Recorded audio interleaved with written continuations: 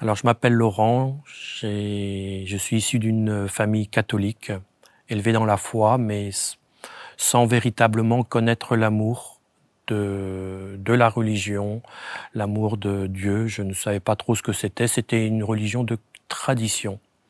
Et à 18 ans, avec un copain, je suis parti en Italie, sur un lieu de pèlerinage où la Sainte Vierge était apparue. Et là, mon cœur a été bouleversé.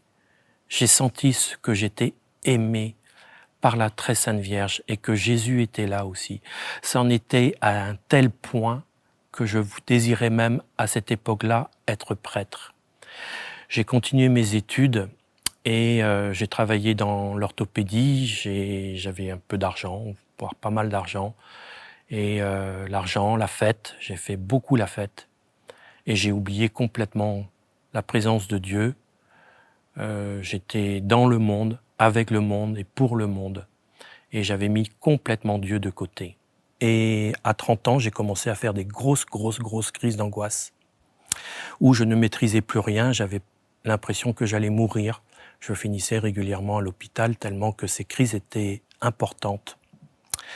Et je cherchais comment pouvoir m'en sortir. Je me suis dirigé vers ce que certains peuvent appeler l'occultisme. Moi, j'appellerais ça simplement des salons de voyance. J'en ai même participé à l'organisation de certains salons de voyance.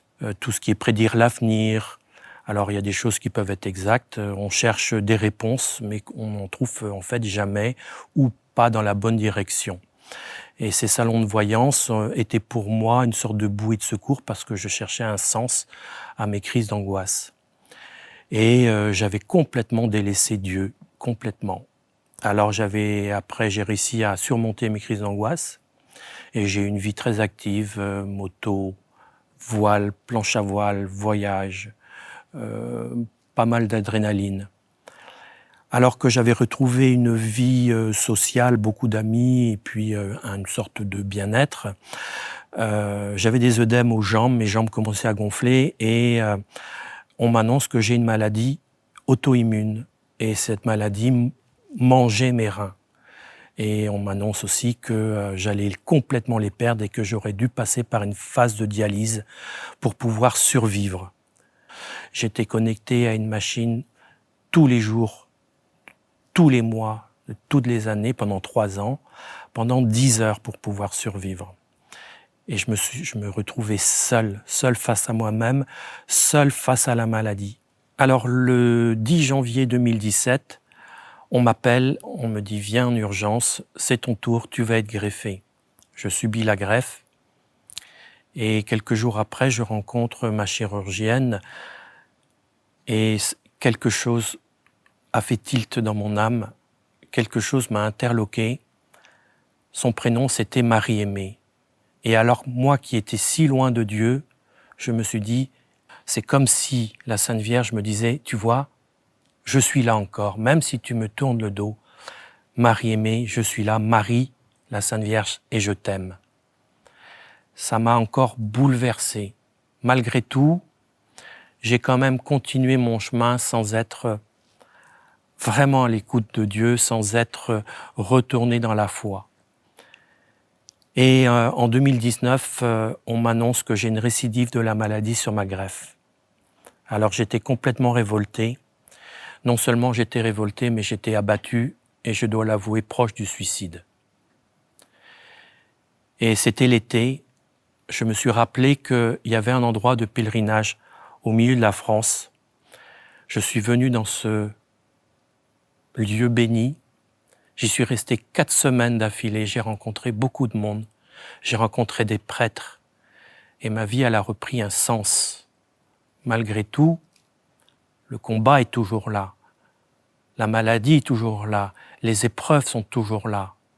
Mais il y a quelque chose qui reste dans mon âme, c'est que d'avoir cette certitude que Marie est à mes côtés et que Dieu est à mes côtés, ça m'apporte une certaine sérénité.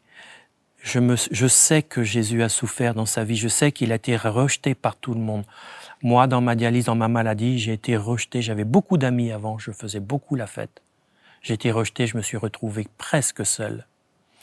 Et maintenant, j'ai l'espérance, je sais que je suis aimé par quelqu'un qui ne voit pas ma maladie. Je sais que je suis tout le temps épaulé et que même si je ne suis pas fatigué mais exténué, il m'aime quand même. Et je sais que malgré cette fatigue, malgré que j'ai du mal parfois à aimer les autres, à aller vers eux parce que je suis vraiment dépendant de tous ces traitements et j'ai cette fatigue continuelle, je sais que je ne suis pas seul.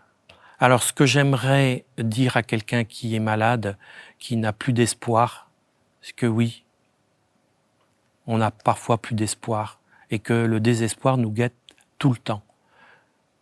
Mais quand on regarde le visage de Jésus, l'espoir renaît parce qu'il nous dit « Regarde, je souffre avec toi.